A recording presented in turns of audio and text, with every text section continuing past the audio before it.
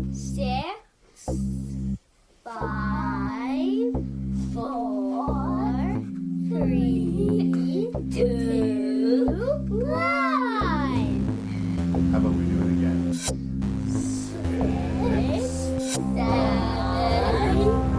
4, 3, 2, 1. I think I followed it. Okay, let's try one more I time. definitely didn't. Ready? I can't move you. Making reveal. Making reveal. Say 6, 6, 5, 5, 4, 3, 2, 1.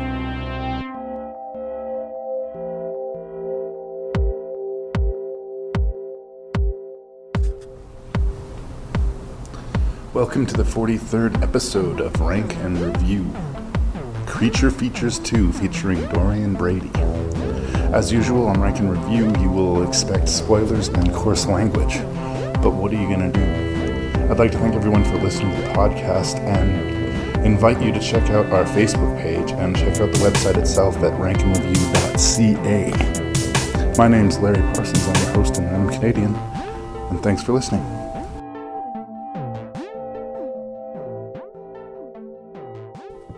I'm glad I hit the button just in time for that. That was perfect. Excellent. So we're talking about the 43rd episode Damn. of Rank and Review right now. That's exciting. And I've got my dear friend Dorian here with me, Dorian Brady. She's a storyteller, she's a dancer, she's a multitasker, but I think of her basically as a sex object. Dorian. Mission accomplished. Dorian, Work here is done. Thank you so much for doing my podcast. For doing your podcast. Okay. We go into the Wayback Machine, actually, you and I. We've known each other quite a while now. Well, linear time, yeah. I think it's got to be, 15 years? Somewhere in there? How old's your son? My eldest turned 11 recently, which I'm still having trouble getting my head around. Wow.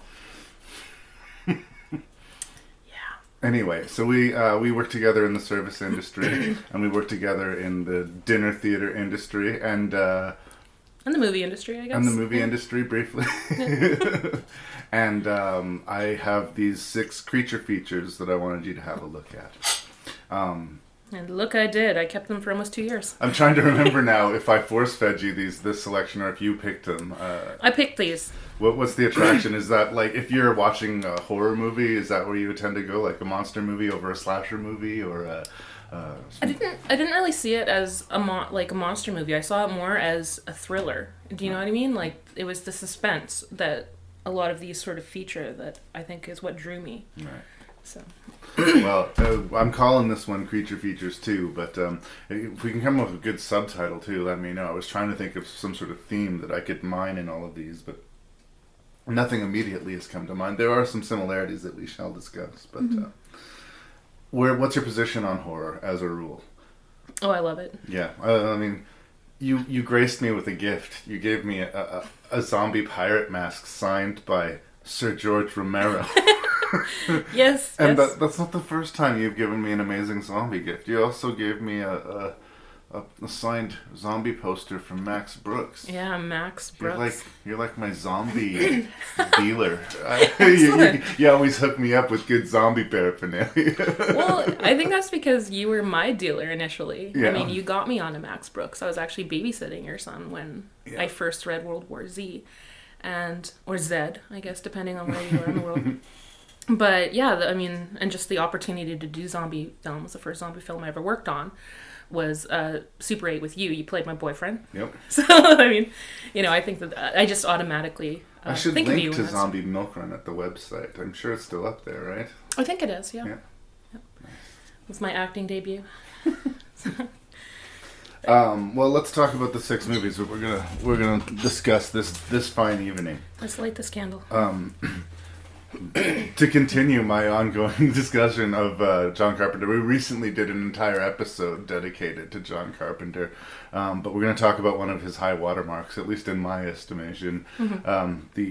His as well. Yeah, the early 80s remake of The Thing, which was unfortunately demolished at the box office by E.T.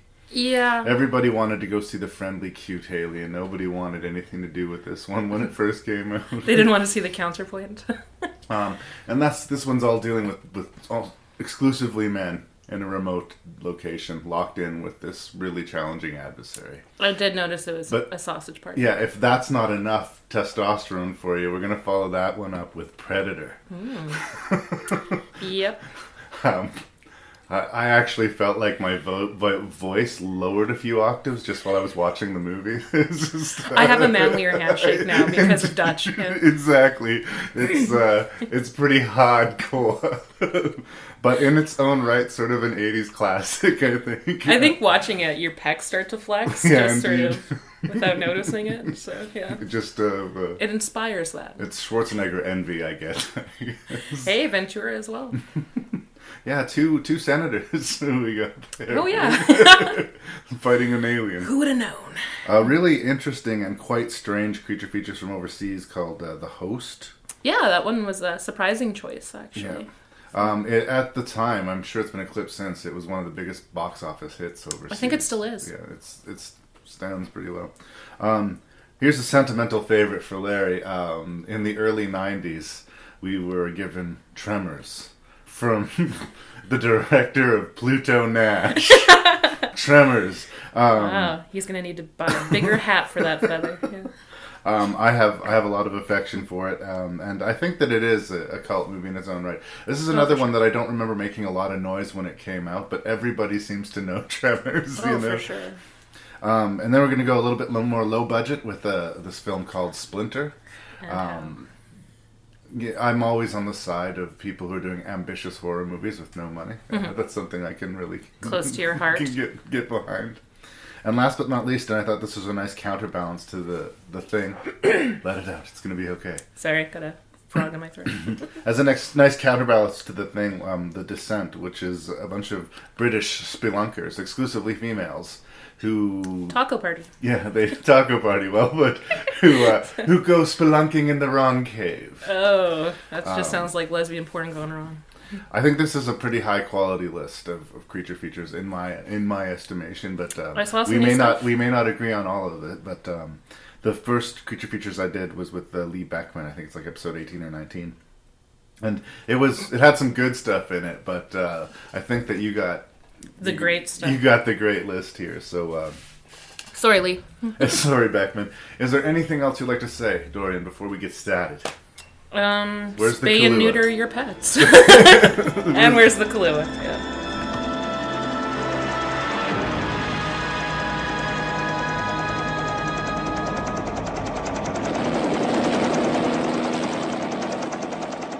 Men have just discovered something. For 100,000 years, it was buried in the snow and ice. Now it has found a place to live. Inside. Where no one can see it, or hear it, or feel it. I know I'm human. Some of you are still human. This thing doesn't want to show itself. It wants to hide inside an imitation. It'll fight if it has to, but it's vulnerable out in the open. If it takes us over, then it has no more enemies. Nobody left to kill it. And then it's won. You guys gonna listen to Gary? He can beat one of those things!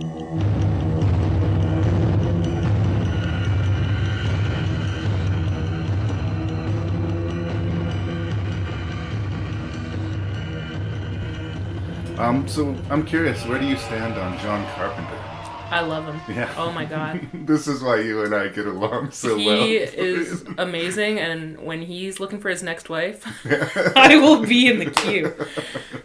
So. Oh, you'd be in good company there, actually. I think that I'm already out of the John Carpenter closet. I've dedicated an entire episode to basically kissing his ass and plugging his new album. He did just drop an album of music called Lost Themes you can buy.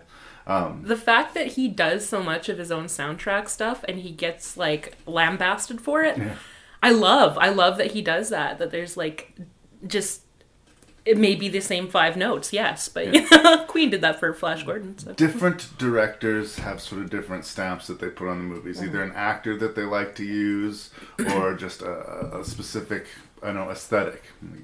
Some stronger than others. I mean, you're not going to confuse Wes Anderson with anybody else, but. Part of the thing about John Carpenter that I love is that he does so much. He's not just the director. Usually he's got a way in the screenplay. Usually he's contributing to the music. He's a producer. Like he's all over. He's got a vision, and what I really like that he's willing to take risks on it, and it sometimes he suffers for it. I mean, with The Thing, a lot of people panned it, and he considered it like his greatest triumph and his lowest point, So, I mean, like, he's taking risks, and I really admire that, because you can be, like, in a genre, but he somehow created his own genre. Yeah. Which is kind of interesting. Like, he goes sci-fi and drama and all this stuff. But they're all John Carpenter movies. Yeah, and they're all very definitively John Carpenter. Yeah. And I don't think this is an exception. It's, in a way, this seems like a little bit of a more grown-up, serious Carpenter. It seems like some of his movies, he lets the goofy out a little bit more than others. And other ones, he'll tighten the valves. This one, and like Prince of Darkness, he sort of is trying to be a little bit more seriously minded. I want to scare you. And he kind of seems to understand, if I wink at you too much, if I joke too much, that's going to take away from the scares. Well, didn't he sort of say that was part of like an overarching trilogy? Was Prince of Darkness? Yeah, and the in the mouth of madness. Right, I always want to say in the mountains of madness, but it's in the mouth of madness. It's sort of 3 apocalyptic themed movies, but that's about it. Like they all deal with a potential end of the world scenario. That's about the only sort of connective tissue of them. Well, they're stark, right? Yeah. I mean, and I don't know. I really like that, and I like that he sort of how he approaches them. It came across just in this film so well because, like how you said, it's end of the world sort of scenario. Yeah. But it's like, what would people react? How would people react to that? So. A little bit of context before we get into the review. Obviously, his big hit was Halloween at this point. He followed it up with a, well-financed and reasonably well-received movie called The Fog, but it wasn't the monster hit that Halloween was, and it didn't, further light the fire of, whoa, John Carpenter, a new genre genius on our hands, right? And at the time, horror remakes weren't really a thing. Like nowadays, we expect every horror movie that you can think of to be remade. There was no sort of stink on the horror remakes. So the idea of dusting off this old classic, which is based off of a short story called "Who Goes There," which is written by, according to IMDb, John W. Campbell Jr. The interesting thing about the premise, we have a bunch of men working in some sort of science station in the South Pole. It's never really made clear exactly what they're studying there. Snow. Yeah, they're living together, and they're obviously sort of locked into this winter environment for a long time. There's an element of cabin fever and familiarity amongst the group. A very strange incident happens at the camp. A dog is being chased down by a helicopter that's firing wild shots at them. Actually injures one of the men on the ground just accidentally. Friendly fire incident. All of these people who come down to the camp chasing the dog are killed in self-defense, and the dog is there alive, and they have to try and figure out what the hell happened here. As the story progresses, we understand they had very good reason to try and kill that dog, because the dog is not a dog at all. Because this creature is able to mimic anything that it comes into contact with. And you get both angles played really well here. You have the sort of toothy, very physical, very drippy, slimy special effects. And then you've got the psychological suspense of, who is this person I'm talking to? Are they who they say they are? Who goes there? Dorian, what do you think of The Thing? What I really liked about it was the first film of the selections that you gave me that I watched, and I think it really set the tone for all of them because it had that suspense. I mean, you don't see the drippy gooey thing until almost an hour into the film. Yeah. And so the build up and the terror is real, it's tangible, because they are in this isolated outpost. They only have each other to rely on, but they can't rely on each other, Like that, I think, was more terrifying to me. That when you finally do see what it is, and you're like, okay, that's an actual thing, we now sort of have a target, right? But then the target kind of evaporates because it could become anyone. I mean, that, again, it was just so well done. This is the, as far as I'm concerned, high watermark for physical prosthetic effects. Oh, I think the God, yeah. only thing that touches it is Romero's Day of the Dead. As far as, like, makeup effects on camera, there's no computer augmentation that are real, visceral, horrible, like that that's crazy shit they're showing you, but you kind of believe it because you're given no choice. It's right there in front of you. Well, and they mix it so well. I mean, like the autopsy scene and stuff with like the guts and everything just kind of being everywhere. That really grossed out the actual cast. I bet. Except for Brimley, who grew up on a farm, and he was like, into yep, whatever. You know, he was so used to it. But that level of realism, I think, was really brought in the special effects. And that guy, Ron Botten, he was like... Rob Bottin, yeah. He was like 22 when he did that. That was Yeah. amazing. And I mean, like, I have a personal interest in special effects makeup. I've been learning how to do my own stuff, and, you know, just to make something look like skin, never mind something you've never seen before. Yeah. I mean, like, the detail on that gross dog lip sort of bitey thing, like, oh, that was so gross. But it was so detailed, like, it's almost beautiful to look at because of, like, just how much effort was put into it. And for, like, what, a cutaway shot? Yeah. You know, like, that just, I don't know, that level of detail. I watched this movie when I was too young, like I do with lots of horror movies. But I had this unfortunate thing happen to me with that movie, in that I saw it when I was really a young kid, but I didn't know what the movie was. Oh yeah, I just that's had happened to me with this some. this memory of this dog being put in a kennel with a bunch of other dogs, and then it just freaked me Turning on out, them. and tentacles shooting. Yeah. Tentacles shooting out of it, you know, seizing the other dogs, and sort of first sucking the dogs into it, and then sort of, you know, reforming into this mass writhing dog pile, literally, like. And it horrified me, but it also transfixed me. Like, I could not look away from it. And it was burned into my brain. And it wasn't until, like, I refound the movie when I was, you know, a little older, I think in my teens again, that I realized, holy shit, right? This was a thing. Yeah. That was the movie. It was the thing that scared me so bad. Well, that would stick out. I mean, partially because where have you ever seen that before? You Like, how haven't. can your brain even wrap around that?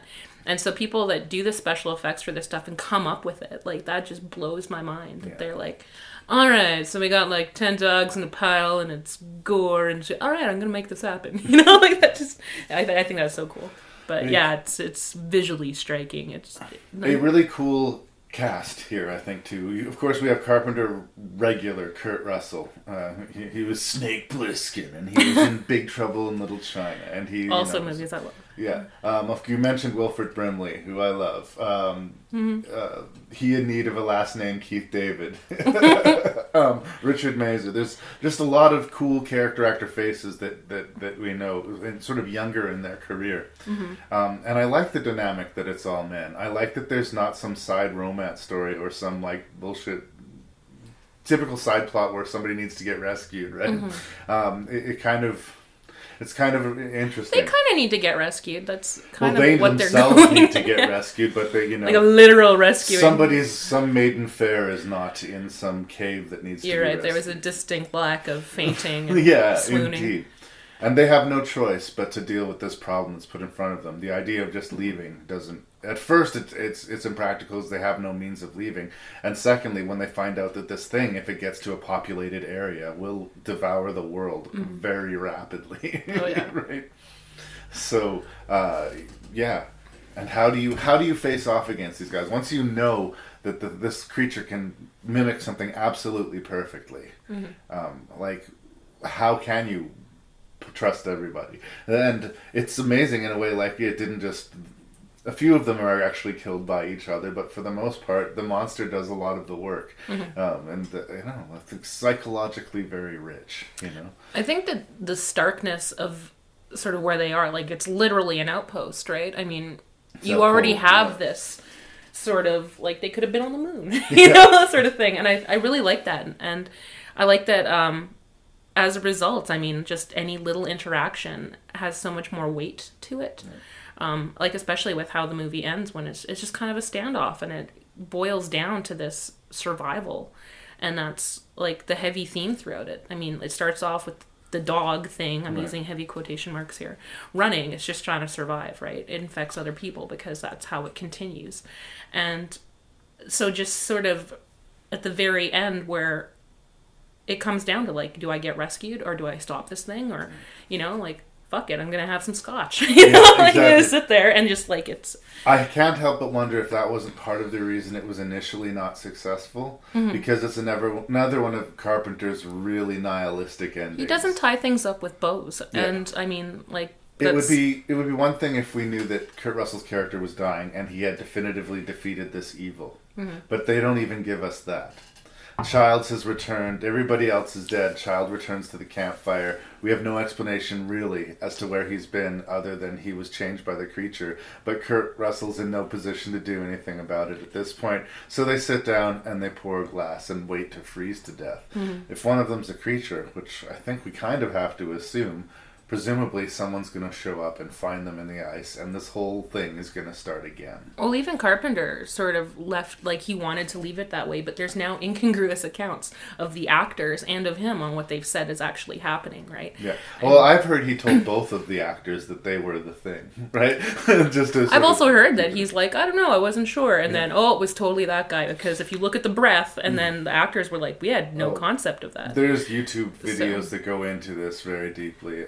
The nerd debate highly favors... Are you going to get nerdy on me? On your podcast? I'm going to get nerdy on this nerdy podcast. The nerds seem pretty agreed that Childs is the alien at this point. But the movie doesn't say yes conclusively that it is or it isn't. And that's a good choice, I think. Well, it's interesting because there was a game based on this as well. It came out early 2000s. And John Carpenter said it's canon. And in it, Childs freezes to death. And Kurt Russell is saved. Huh. And, like, I found this just randomly when I was looking it up because I'm like, you know, I'm coming across all of these incongruous accounts. And then not only that, but then it's refuted, like, by other people saying that it couldn't have been Childs because he has his earrings still in. And the prequel says that everything, when it replaces a person, like fillings and... But that's tricky when you start talking about prequels, about the right? Remake. But I mean, you know, if those are the original... Yeah, it gets gray. And I kind of like that it leaves it gray. Yeah. And so once people, like, you know, start retroactively saying things are canon, I kind of throw my hands up in the air. Yeah. And then, but, I mean, I like that it sort of... Well, it's certainly a good way for Carpenter to sell some more units of the video game and make a few extra bucks. And I'm not going to begrudge him. It's true, my future husband does need to make more money absolutely to keep me in a lavish lifestyle that I will soon expect. Could that be the next thing I ask for you to bring signed to me then, since you're doing this for me? Could you bring me a signed article? I don't know, some of your underwear signed by John Carpenter would be very nice. So you're assuming I wear underwear. So. That was my first fallacy. Mistake. I do have to point out one thing, which was pointed out to me when I showed this movie to a friend of mine, your friend and mine, Paxton Francis. And I have to sort of thank him and not thank him for this, because now every time I watch the movie, it does kind of sting a little bit. But why were they so well armed? They're Well, it's a research outpost, right? That was funded by the military, wasn't it? Well, we don't know what they were studying. Maybe it was some top secret shit, but like they're at the South Pole, like a penguin might attack them, but there was no reason for them to be really that heavily armed. The only thing that it would make sense that they would use those weapons on would be each other. One of them would go batshit crazy over the winter and kill the others or something, but it is a little strange that all these scientists are so well armed. They don't seem like paramilitary dudes. They don't seem badass with it, but I still think that, I mean, my sort of observation was it was a military outpost, and if they were to get funding, if you know anything about, like, seeking of grants, because that's right, we're breaking it down to this level. We're getting real. So if you want to, like, look at grants and where people are getting funding from and stuff like that, I could see it being funded by the military, because, hey, okay, maybe go stake a claim down there, and we'll fund it, we'll give you some of the stuff you need, and, you know, there's some Norwegians that aren't too far away that have been researching and digging stuff up, so, you know, maybe be prepared for that. That's how I could see it as, again, looking for logic in a monster film. They don't give us the explanation. You know? we have to sort of supply it ourselves. I kind of like that, though, that you're kind of dropped in it, especially with how it starts. The fact that it starts, you're like, what the hell's going on? And, like, and they're going after this. Like, I like that. You have to slowly figure out what's going on, just like they have to. A lot of people, especially nerds, will really want to have everything explained. They want that piece of exposition. And if they had every little piece of exposition in the movie, first of all, the movie would be 3 hours long, and secondly, it wouldn't be as good, right? One more scene I want to talk about, and I know we've kind of been going on and on about the thing, but I think it's awesome. The blood test sequence. Yeah, actually, I think that's what sold John Carpenter on making it. Yeah. He was just like that.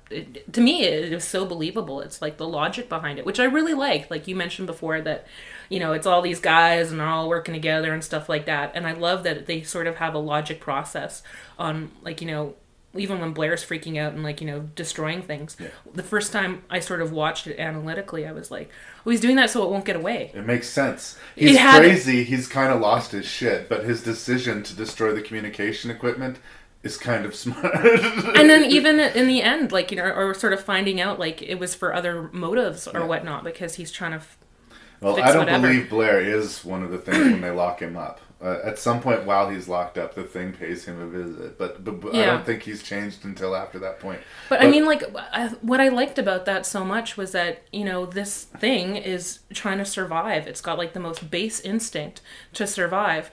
And then there's this character that's looking at things logically. How can I contain this? Even if it means basically blowing himself up. Yeah. That's so goes against human survival instinct, and that's why at the very end of the film, where it's just the two of them sitting there together and just kind of, I guess we waited out. Yeah. Again, it goes back to that base survival instinct, and that's what I really liked about this, is that it almost came down to the most human instinct. So I just thought it was really cool. McCready, the Kurt Russell character. McCready. They have good reason to suspect him, because this creature is, if it wasn't trying to make McCready look like the bad guy, it did everything it could. And we find out one of the people that was accusing him subsequently has been changed, but he's been basically banished to the outside and had to force his way back in, and is holding the entire group at bay with a fucking flamethrower. And he has more movies need flamethrowers. Yeah, he's come up with this great idea. He intuits that every part of this thing is alive. So if he takes a blood test from everybody and he puts something hot to the blood should react. That sequence, isolated by itself, is an amazing sort of centerpiece to an already very strong creature feature movie. It's scientific logic, how can I rule something out? He has a hypothesis and he moves forward to prove it. And lives are at stake. But he does it so methodically, a little crazy. Obviously, he, like you said, he's wielding a flamethrower, but and he kills one of the guys. He blows the guy's brains out. He has to. He was innocent. He just decided to move at the wrong time, and it was high stakes. Sorry, dude. Yeah, you're out the game. Yeah, like I said, it's like that one guy that was destroying shit to keep it there. It's just. They knew that it was bigger than them. And our main character blew the brains out of somebody who we found out was innocent, and we still liked him. Whoops! Yeah. So, I mean, bravo. It may just be Kurt Russell's steely blue eyes, that we got lost in together. Big love for the thing.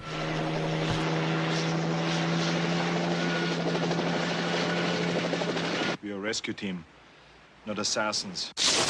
Now, what do we gotta do?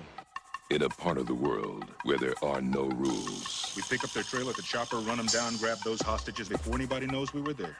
What do you mean, we? Deep in the jungle, where nothing that lives is safe. You lose it here, you're in a world of hurt. Showtime, kid. Knock. An elite rescue squad. You're bleeding, man. I ain't got time to bleed. Is being led by the ultimate warrior. We need the best. That's why you're here. But now, What's got Billy so spooked? there's something out there waiting for us. And it ain't no man. They're up against the ultimate enemy. Holy Mother of God. Nothing like it has ever been on Earth before. She says the jungle just came alive and took him. We cannot see it. No blood, no bodies. We hit nothing. But it sees the heat of our bodies and the heat of our fear. Whatever it is out there, it killed Harper. And now it wants us. It kills for pleasure. Okay, so 1987. The year I turned 11. Was a very good year. Yeah, my son's 11 years old, and if he watched The Predator, I'm sure I would have to take him to the hospital. He would be so frightened by it. But I remember... He's just inching up to Doctor Who episodes, so yeah. I remember seeing this as a kid, watching Arnold throw the machete through the dude and say, "Stick around," and thinking, "This is awesome!" He ad-libbed that line, too. Times have changed. I watched it when I was really young, too, Yeah. actually, and I remember I watch it maybe once a year, at least. It's a really fun movie. John McTiernan, the director of this, had a really good run. Apparently, he spent some time in jail. He has had some trouble in recent years. I'm not exactly sure what his problems were, but here's some of the movies that he's directed over and above Predator. Okay. The original Die Hard and Die Hard with a Vengeance, the third Die Hard, or the two good Die Hard movies. The Hunt for Red October. Oh, that one's such a good Which is such a good movie. And The 13th Warrior, which for a movie that's working around Antonio Banderas is actually pretty watchable. He's a very strong technical director with a particular gift for action sequences. And he's really good at sort of balancing character and, gunplay. Or whatever. Was he trying to, action. live his own movies, and that's why he's had some recent run-ins with the law? I wish I knew more of the specifics, but it wouldn't surprise me that it had something to do with a pile of cocaine somewhere. But I shouldn't speak on this. I'm and a some fan. rotund asses. Yeah. I'm generally speaking a fan of John McTiernan. He has a couple of infamous bombs under his belt as well. He's responsible for Last Action Hero and Sean Connery rainforest adventure called The Medicine Man, which is completely forgotten by history, except for by me, apparently. I saw it. I actually enjoyed it. I'll go to the corner now. We have another alien in this movie. The movie opens with a spaceship sort of breaking the atmosphere of Earth and breaking convention. Because I don't think we've really seen many movies that have started out that way. It's just taken as fact. Hey, alien. Meh. Well, it actually mirrors almost identically the opening of The Thing, the movie we just talked about. In The Thing, we see the spaceship hitting Earth like thousands and thousands of years ago. The ship was buried in the ice for a really long time before it was discovered. But yes, what's interesting about this creature is that it has more of an intelligence than we're used to seeing. It's not like your traditional toothy monster whose only motivation is to eat you. Mm-hmm. The Predator is, as implied by the title, a hunter. Well, the other ones seem to sort of be based around survival, and this one, it's for sport. Right. And I like that angle. It takes trophies. It does, once it kills its victims, there's sequences of it up in the trees, blowing the skin off of the skulls and keep looking at the skull, saying, yeah, this is a good one. I'm going to put this on my mantelpiece, right? Mm-hmm. There's all sorts of cool, interesting technology on the creature. Oh, the technology is so cool. I love 80s futuristic technology stuff. Yeah. It's just so neat. Like, they came up with a whole new language, actually, for it. Like, the fonts and everything like that, which I just, that level of detail is so cool. A little bit of a tech nerd there. Yeah, that's okay. I love The Predator. I'm going to dip my hand right now and say I love this movie. But I will also draw out the caveat that I think that the second half of the movie is substantially better than the first half. It's a different movie. Yeah. It starts out like a Vietnam flick. Yeah. It's built up that way. Like, even just the introduction of the characters.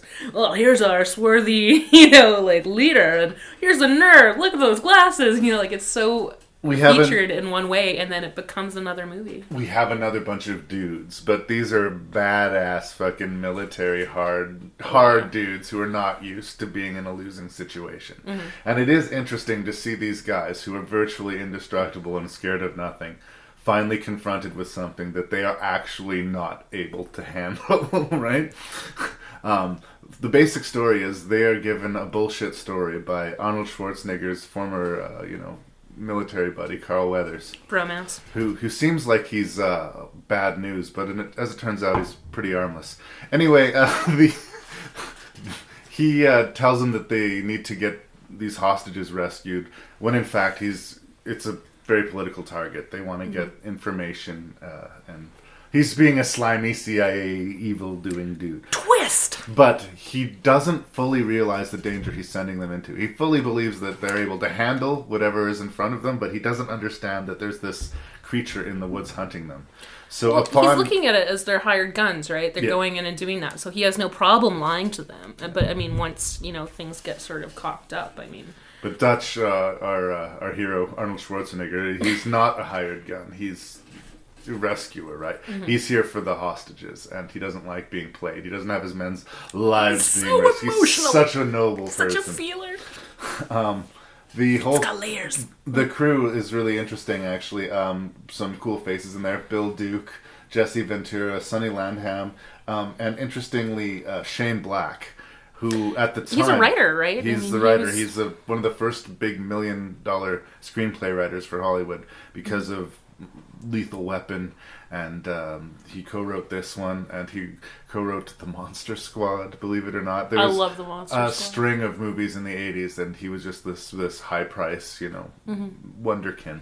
But he actually plays... So they threw him in the jungle. Yeah. Well, I'm sure he probably wanted the part, right? I don't know if he's done other acting beyond this, but it's just interesting that he's in the movie. He plays Hawkins. It's not a huge role. He's one of the first people to get taken out of the game, but... it's just kind of interesting to see. But as I was saying with the first movie, it's like commando action. It's a cheesy Arnold Schwarzenegger shoot 'em up. And if you like cheesy Arnold Schwarzenegger shoot 'em Which up, I do. That's fine. It sucks you in that way, though. I mean, it really gets the pace going. But I can understand somebody who's like watching the movie, not knowing what's coming in the second act, thinking, I've seen this movie, I'm not as excited by it. Mm-hmm. I really think it kicks it up another notch once they get over the initial set up the action sequence, establish the badassery of our protagonists, now set them up against a real opponent, So, yeah. Basically, that's the movie. They're trying to get to they're out of the hot red zone to where they can be lifted out, but they're going to have to pass through this predator's territory. And the stakes are, if they get caught by it, they're going to get skinned alive or, brutally killed. The demon who makes trophies of men? Yes. So I've already said where I am on Predator. I'm a big fan. But where are you at, Dorian? I'm curious. Well, I was once almost late for a wedding because I was watching it again. So it's definitely... up there in movies I like because of that change, like it's Vietnam-y. I like the guns, I like the helicopter stuff. I've just always really been into that stuff, and then they get thrown off like their asses and just like the change. Even the guy like, I'm the one that really knew what was going on the whole time, and you only needed to know when. What the hell, like, and then I think that's so cool because it's totally unexpected. All of a sudden you realize like they're being picked off, and you sort of walk with them along that realization. Yeah. As they're looking around like in this crazy jungle. I mean, like someplace that they're experts in, And then the Predator, I mean, just that whole angle of, he does it for sport, and that it's a ritual, and that it's been going on for how long? It's probably not the same Predator. Yeah.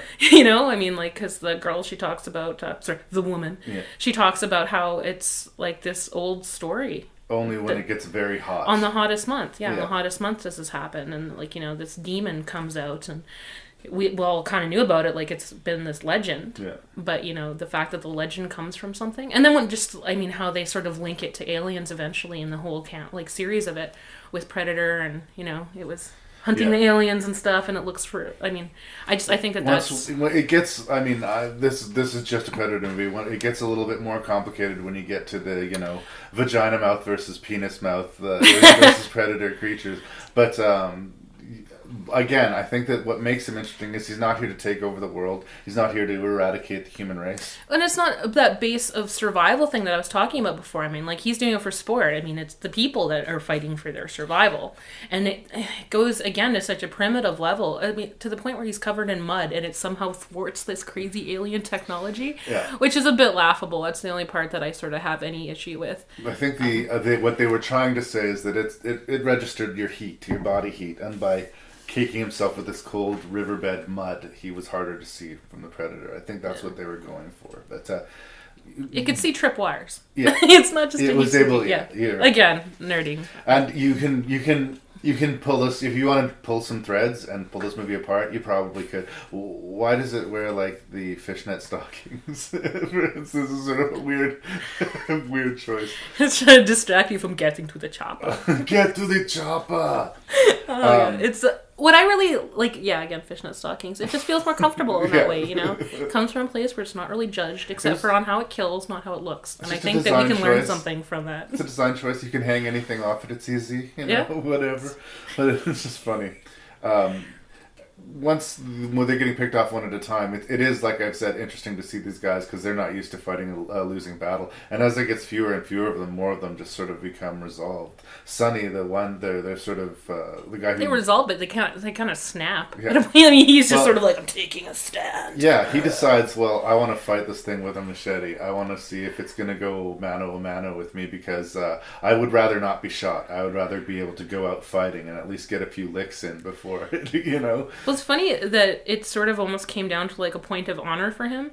And then the Predator does that later on when they do the hand-to-hand combat with Arnold, you know? I mean, it almost made me think like Klingon, you know, like with the whole my mighty honor and stuff like that. You get the feeling it observed them. It obviously stalked them for quite a while, and it sort of understood that Dutch was the leader, and you get the feeling that it made a point of saving him for last. And you also get the idea that because the woman the big game they were taking along, she was clearly hostage. She was bound. She wasn't armed. She was not. That's how she survived the first time, though, right? That she figures, or they figure that she sort of got away, is because she was unarmed. She wasn't a challenge. She was not worthy of hunting. So why would she be a target? Yeah. And I think that just shows like the single-mindedness of the Predator. And they never say the Predator won't kill the woman. You just intuit that just by its behavior, right? It makes sense. Well, he figures it out at one point, right? And he's like, he takes the gun from her. He's like, no, if you wanna live, I also think this is come with me. If you no wait, he's like, go away from me if you want to live, right? I think that's what it was.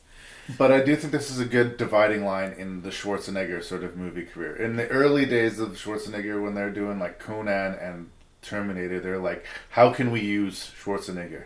He's got a thick accent, but he dubbed his voice from Conan. Yeah, he kicks ass, but there's a lot of issues to get over.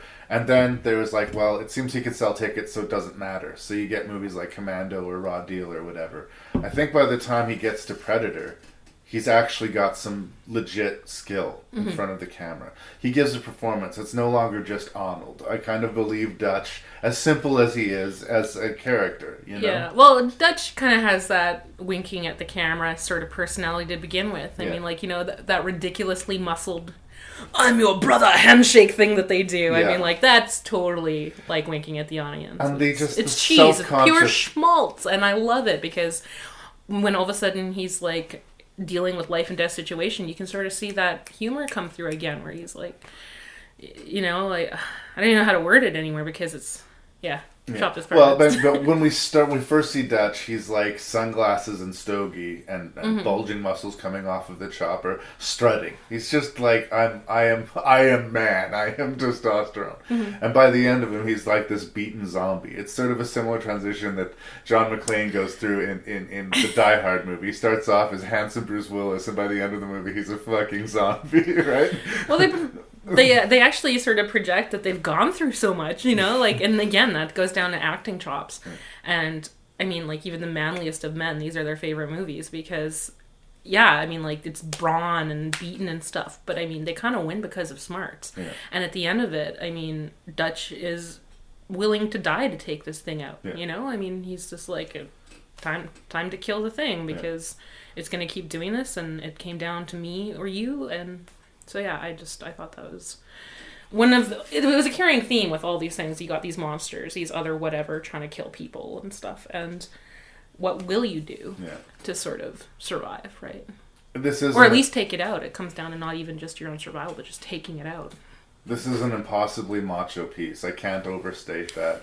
There's a whole bunch of like pussy jokes at the beginning of it, and like the brothers fighting side by side, that bromance relationship between Bill Duke and Jesse Ventura. I'm gonna carve your name into him, brother. You know, there's something very dude about this movie. That's true. That's not necessarily a bad thing, but there are people who that rubs the wrong way. playing volleyball topless together, okay? So it's still a little bit better for that than Top Gun. Top Gun went over the line, but that's cool too. You're right, though. That one scene with the two guys was very, like, goose! You know? Dude! Oh, God! I love me some Predator.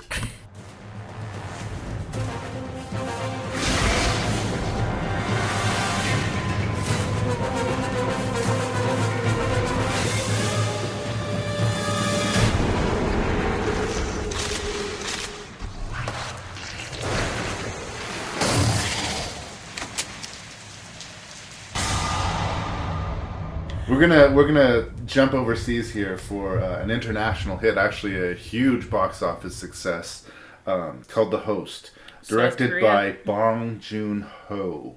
This concerns a family that is pitted against this chemically created monstrosity that's living in the Han River.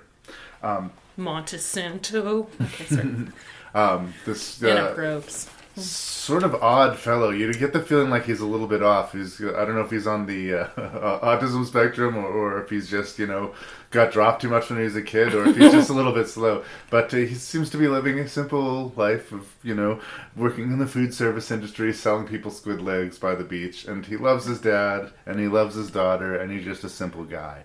Until the day... Working for his dad, kind of getting carried by his dad still. Yeah, well, that's what I mean. He sort of seems like a late bloomer.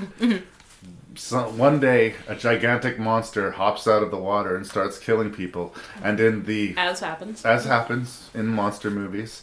And in the middle of the fray, his daughter is taken. It's dragged away by the creature. Absconded. And everybody, of course, believes that she is dead. But the family is convinced, because they get a phone call from her, very brief though it is, that she's still alive. And they have to eschew the people who are covering up the catastrophe and the local authorities in order to try and find their missing family member. And they sort of bond together. They were sort of broken beforehand, but they rebond in this quest. I'm making the movie sound a lot more straightforward than it is. Yeah, you are.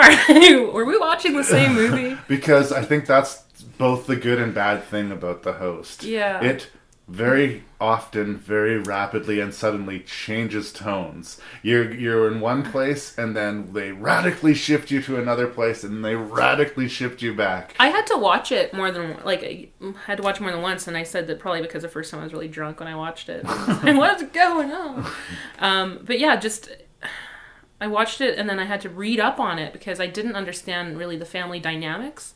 I didn't understand some of the context, and again, maybe this might have been because it is South Korean, so that there was a bit of a gap, but it was jarring on how it switched sometimes, and then just additional sort of hurdles that they had to overcome. Like all of a sudden now it's political, and the army comes in, and then all this cover up, and then then it was strange. And again, maybe because it's coming from South Korea, that with all these other monster films it comes down to the very basic survival thing, but here they're having to jump through all these hoops, and then they have to thwart the police and the army and stuff to get to where they are, and then there's personal betrayal happening, it's just they're just tugging on your heartstrings, but I couldn't follow it, so it really lost me in a lot of spots. I think in a sort of superficial monster in the dark, hunting the creature or whatever, it does work. I think the scene that sort of defines this movie as far as what's sort of interesting and maybe overdone about it at the same time is the, quote, funeral sequence. Oh, God, yeah. Basically the ass kick? All the victims of that huge catastrophe at the river are basically being mourned at this one site. And the family goes there, and they see the placard, the place that represents their missing child, and they scream and howl and drop to the floor and contort and twist and fall all over each other and scream. And it's this really long sequence. And it went on so long that I wasn't sure if I was supposed to be emotionally affected by it or actually be kind of laughing uncomfortably at the absurdity of it. Yeah. And That's kind of true for lots of scenes in the movie. None more than that one, but... Again, is that cultural gap? Is that like I was trying to find a it's healthy reasoning to respond for it. that way. I mean, Yeah. I'm not judging the character choice, but Oh, I'm judging hardcore because I when I don't understand, it angers. suppress it all. Me. Just push those bad feelings down, Dory. Yeah, into a tight little ball. But yeah, for me it was interesting because while that's all happening, I mean, like it's a public display. It's a way of grieving and getting it out and stuff like that. So I got culturally, maybe that's exactly what happens. It reminded me maybe of like an opera at that point, but it was absurd. It became ludicrous because it was such a spectacle. And then it devolves in a crazy fight between these, like, there's this crazy monster thing out there eating people, and then they're like punching it out on the floor, and like it just sort of devolved to like obviously what they were feeling. And it was just like, I was reading up on it, and apparently the one brother kicks the other one in the ass. Yeah. That wasn't in the script. So it made me wonder, like, what the hell was going on that scene when everybody's freaking out? Like, and even, like, and sometimes I find myself pulling myself out of the movie and just looking at it analytically. And I'm like, what were those actors thinking? Where, okay, I'm going to spend at least a good 10 minutes crying for this scene. Yeah. Get it from different angles. All right, and scene. And they just drop into it. And it was a spectacle to watch. And it was a little jarring for me to watch. I wasn't sure where I was going to land on the film. Like, I was enjoying it superficially, but again, I was having problems. But I have to say... It's like watching several different movies sort of crammed together in one. I mean... and I find this not uncommon, watching movies from that corner of the world. It do seem like Tale of Two Sisters I found to be similar in that respect. Scene to scene, tonally, you didn't know what to get. Not just plot-wise, but tonally, you don't know what you're going to receive. Mm-hmm. But the end of the movie genuinely surprised me. Oh, yeah. I was shocked that they did not successfully rescue the little girl, that she dies. Yeah. Like, I genuinely did not see that coming. That was a knife twist, too, because she's, like, cradling this other child, and she sacrificed herself, and I mean, even just her scene... Like that could have been a whole movie on its own, I thought, because just of like her terror. But all of a sudden she had this boy to take care of, and he wasn't much younger than her, but and just like the smarts. She lives in that cave with the creature. It drags a bunch of bodies down there. It assumed she was dead too, but she woke up in this body drop. Some live food. I think that the reason that she lives as long as she does is because the other boy shows up. Once there's another boy there that she can take care of, then she's got something to do. But she had a purpose, yeah. And smarts that she had. It's kind of funny because like her dad just seems like space case, and then so obviously she's become resourceful under her own, like her dad's not really taking care of shit. But yeah, like the building of the rope out of the dead people's clothes. Yeah. That was stark. And I was just like, I like you. You're like, she was just... When the creature vomits out all the bones? TCOB, like she was freaking, she knew what she had to do. And like even running up its back, like that took heavy swinging balls. She went through all of that only to die just seconds before she would have been rescued, right? Yeah, it was such an impact, and I really enjoyed that part because it's wrenching. It coming. I did not see it coming. And in a movie like this, I expected like that there was nothing that was going to surprise me. And that surprised me.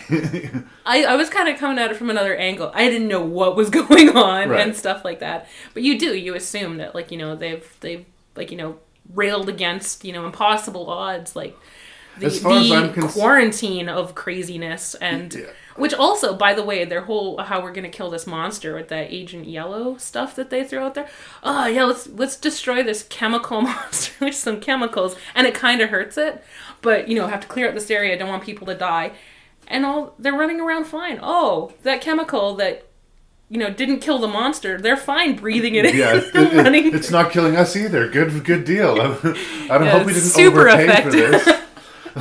Needs more research. Honestly, the movie ending the way it did, it was almost as shocking to me as watching like a Sandra Bullock rom-com that ended with her in a murder-suicide pact. Like it's just what? You should be pitching those ideas. Exactly. The other angle that I didn't quite fully understand was the whole government conspiracy around it. Like that there was some plague I didn't get what the cover-up. There was no way that they could cover up this monster. It was too big and real and on the news, right? And now we're going to drill into his brain because maybe there's virus there. Yeah. That, again, I had no clue on what the hell was going on there. Or why it was even there. Like, I understand that crazy monster thing running around. Yeah, the army's probably going to get involved. You can't hide that. And the scene with the mass panic, that was probably the most believable scene for me. Yeah. Because, I mean, a lot of the other movies we're talking about right now, they're fairly small casts. They're fairly isolated. This happens in a city. In the middle of the city. You can't hide it. Yeah. And the people, the mass hysteria, they're idiots. You know, you're thinking that, but I'm like, would I react the same? I'd probably try and hide in that trailer like a lot of those people did, and they got freaking squished to death. Yeah. Like, the blood running down, I'm like, okay, I believe that. That's what happens with hysteria and stuff. But then, so the army coming in makes sense. But yeah, all of a sudden this... Why the cover-up? Why the needless cover-up? And why the blandly evil corporate sort of entity? Interesting, actually, we mentioned about this just before the review. Scott Wilson from The Walking Dead has a brief speaking role at the beginning of this movie as an evil American guy who insists they pollute the river. Pollute the river! That happened, though. You know that, right? Like, I was joking before we started recording that it's based on a true story, minus the monster part. That's actually something that happened, where an American doctor on an army base insisted that they dump all these chemicals down, and this guy was like, no, I don't want to do that. And he's like, you're freaking doing it. And they dumped it into the Han River. Yeah. So he was actually charged with pollution of the river. But he wasn't there. He got protected by the American government. And so the country and the people were just like, what the hell? How can we not even enforce our own laws? Well, as it played out, though, the governor ended up chopping his head off, so it all worked out. Yes, thank God. Thank you for wrapping that up nice and neat for us, Governor. Yeah, it's interesting. The other small, piddly sort of complaint that I would make, I just think it's the time that the movie was made, is that not all of the CG is amazing. You know what? I actually thought it was amazing. Yeah? Because I did. I considered the time, and I considered the technology, and... it moved like how I would expect, because I have such, personal expertise with monsters and their movement. But yeah, it was just like, it was so cool. Like when I was hanging from the bridge and just swinging, and I guess they dropped metal barrels to make the splash of the water look real. And like, I thought that was such a neat effect. And I bought that part of it. Like I really enjoyed it. And I was like, a lot of people will probably criticize it, after a year or two, CGI shows its age. But I thought it held up really well. There were times where I said, I'm looking at CGI, but again, I just called it part of the time.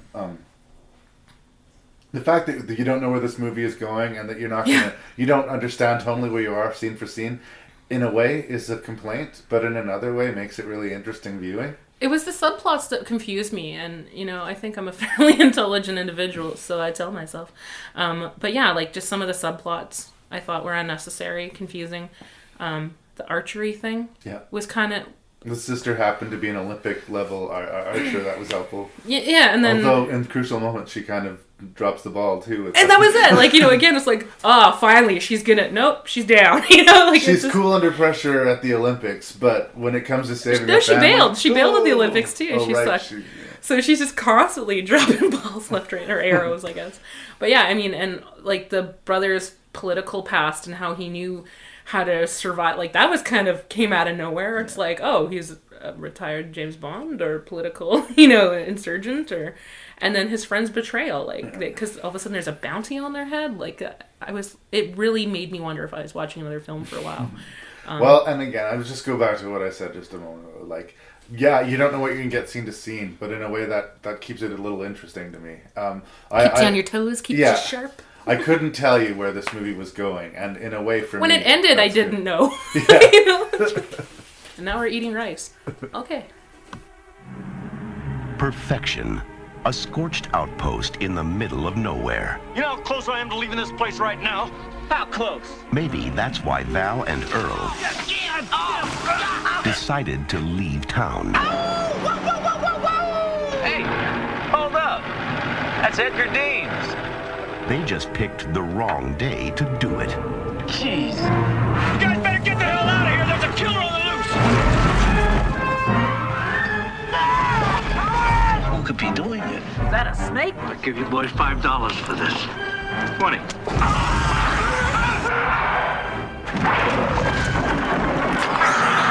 That's how they get you. They're under the ground. What the hell are those things? How could they eat a whole station wagon? But where do they come from? I vote for outer space. The year is 1990. And I keep on seeing commercials on TV for this movie starring Kevin Bacon called Tremors. And I'm begging my dad that I want to go see it. But I'm right on the cusp between that age group where I still need my dad to go with me, even though I'm too old to go to the movie with my dad. But I wanted to see it in the big screen because, to me, Tremors looked awesome. I just had a good feeling about it when I heard of it. And my daddy took me to see this movie. And I fucking loved it in 1990. And I fucking love it in 2015. I absolutely adore Tremors. Maybe more than it deserves in some respects. But for me, this is highly personal. I love the shit. I love the shit out of Tremors. The tone of it, like the balance between legitimate stakes and adventure of these crazy underground creatures and this really light, jovial sense of humor shouldn't work as well as it does. The feels are coming off you pretty hard right now. But it works really, really well. And I could not have ever predicted that the meshing of Kevin Bacon and Fred Ward would be such a potent thing. But they are Talk about awesome. bromance. Like, they're awesome. We have their timing, they play so well off each other. Yeah. We have Val and Earl. They're basically these handymen that work in this tiny little desert community that is cut off between a valley and some mountains and has conveniently only one road of access. Yeah, there's rock and hard place. Yeah.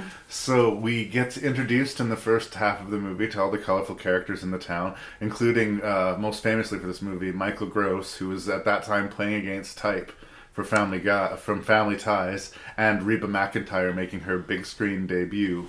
It's funny, he had actually just filmed the last episode of Family Ties before starting this. Yeah. For like a couple days or something, so that's an interesting switch. But and Reba McEntire demanded to be in this movie. She actually asked for it. So nice. I was just like, yeah, that's an excellent way to start your acting career, and I wish I had that power. But the patriarch of the Keaton family from Family Ties was like the nicest, mellowest, like, you know, gentle ex-hippie that you're ever going to imagine. And in this movie, he has an elephant gun. Yeah. I love but that. He has a ridiculous arsenal in his basement. But they're that arsenal. Rare quality. They're like lovable rednecks. I wanted to be her growing up, like that. Oh, their guns and all this. I just thought that was so cool. They're survivalists, right? Yeah. And I really love that attitude. But I mean, they kind of all are. I mean, like, it's a small town. There's 14 people, I think is what they say. Everybody knows everybody, and everybody knows each other's business. Yeah, and we get introduced to that world really quickly, and we love Val and Earl. They have great banter to each other, and we're introduced to this student who's very conveniently to the plot studying seismology. She's played by this actress Finn Carter. I remember thinking that she was just so awesome in this movie and so charming, and I really got her as like a romantic lead, and I have seen her in nothing since. I looked up her credits. She has done TV and stuff, but Finn Carter, I missed you. Where did you go, sweetheart? She was so good in that too. I mean, like, she played the smart and the cute sort of ingenue nicely, and what's really interesting is about like the small cast. Yeah. Desolate, sort of isolated situation. It almost played out like a play for me, and maybe it's just the theater experience rearing its head, but I was like, this would be interesting to sort of transfer to a play stage because of like just how like how you said, you're introduced to these two lovable rogues played by Fred Ward and Bon Jovi stunt double. Again, you would never think that those two actors would have such chemistry together, but they nail it. Not since Moose and Squirrel has been so surprised by a comedic duo. I bet their hands were chapped from all the high fives they were giving each other.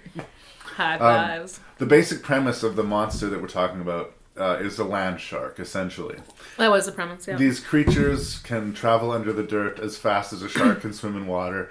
They spit these tentacles out of their mouths. They grab hold of you, bite onto you, and suck you into the ground so you can be devoured alive. Mm-hmm. Good times. I dedicated an entire episode to sharks. I think my fear and love of sharks has been made clear. The first time I saw Should Jaws... I stop sending you shark pictures? The first time I saw Jaws, I remember walking home and I was scared.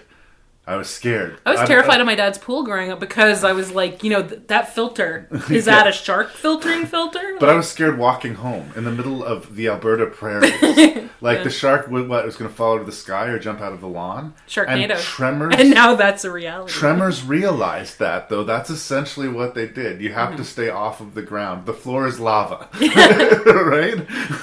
It's interesting because that was actually, I believe, the premise that the guy, he was like, out somewhere sitting on a rock and like, what would happen if something just reached out and grabbed me? And I think that that's a base terror that we have, like, in our beds. If my toe is out, something's gonna get that toe. Like, we're talking caveman instinct of, I'm gonna get eaten by a thing. That's it's terrifying. But yeah, they played it out so well. I mean, they had a really nice logical explanation for it. I think they're Devonian creature sauruses, Well, that's one of the great things about this movie. I know that Tremors isn't the first to do it, but I always sort of apply this as that this is the Tremors rule. If your premise is blatantly preposterous and ridiculous, I love the ludicrous nature of it, though. Don't try to explain it. There is one scene where a bunch of the townspeople are sort of positing what they think these things might be and why they've suddenly just shown up out of the blue. But why does it matter? But at no point did they conclusively tell us. And you know what? First of all, why waste the time on that? And secondly, what explanation would we accept? Right? Because we're thrown into it with the characters, we have no choice, like the characters do, but to go with it. We don't know why there's suddenly these huge underground creatures eating you, but you better do something about it, because they're going to fucking eat you. Is figuring it out gonna save you? Exactly. It's focus on what's important here. Well, it's interesting that you sort of make that comment about, like, there's the lack of exposition, and I kind of thought that they were sort of like, oh, it's probably an old thing that's been around. Done. Yeah. That's it. Like, that's all we need to know. Quentin Tarantino has done it in some of his films where he just chops out giant parts of exposition because he realizes that they're not needed. Yeah. If someone asks you why something is so, I can tell them, but does it need to be in the movie, right? It's obviously aliens. In a lot of these movies, that is logic. That is like the actual reason. And I like that because you're supposed to have like this element of fantasy. And especially when it comes to things like terror. Why is it terrifying? Because it is. It's a terrifying thing, You can't reason with it either. I mean, and I think that it's coming at you. It's coming at you. That's big points to the screenplay. They definitely seem to know. Like I talk about the balance of the comedy and the horror, but like I love black humor though, and I think that they could die, but they're like. They set up things. This whole stampede thing that is threaded throughout the movie that works into the climax of the movie. I never felt like they were leading up to something. They were setting this up. But they clearly were. It was clearly implanted in the screenplay. As dumb as all the characters are, in a way, there's a lot of smart stuff in the screenplay. And I think the button scene that, for me, sort of nails down the brilliance of the movie, in the way I talked about the blood scene and the thing sort of boxes in the greatness of that movie in one scene. There's a scene where they've been given horses to try and get out of town, and as they're riding away, the horse gets attacked that they're riding gets attacked by the snake, and they realize that's why we haven't seen the creature. It's under the ground. It's made real. And having lost their mounts, they have no choice but to run. And out of sheer desperation, they run towards a culvert and try to jump across it. And out of complete luck, not skill, complete luck, they found a way to deal with the creature. Because the creature, although it could dig it like crazy through the wood, once it hit that concrete embankment at top speed, smashed itself dead. I remember watching this in the theater, and when Kevin Bacon turned around and he looked and he saw the blood pouring out of the concrete and that limp head sort of flopped down on the ground and all that slime. Gross. And he points at it and he screams and he says, "Fuck you!" I swear to God, I was almost on my feet in the theater. I was so in love with that movie at that point. That's the only swear in the film, too. That's the only F word. Yeah, they can get away with one. You're allowed one, right? But it was... That's one. It was wonderful, and it was scary, and it was hilarious simultaneously. It was relieving. Right? It was relieving, yeah, and you totally were with them on that. And I think that's why I like when the survivalists there, you got your Michael Gross and your Reba McEntire, and they're just like, let's deal with this, like that attitude. We're going to do what we can with what we have. That's a microcosm of what we talked about in Predator, too. They are people who believe there's no situation they can't handle, right? And they're set up as badass. And it's surprisingly positive. Yeah, they come back from, doing their search for the creatures completely befuddled that they can't find any evidence. They know something's killing people, and they've got their weapons, and they get a call from town, and Reba looks out the window, and she sees that everybody in town is on the roof of their house, and she's like, dude, something is up.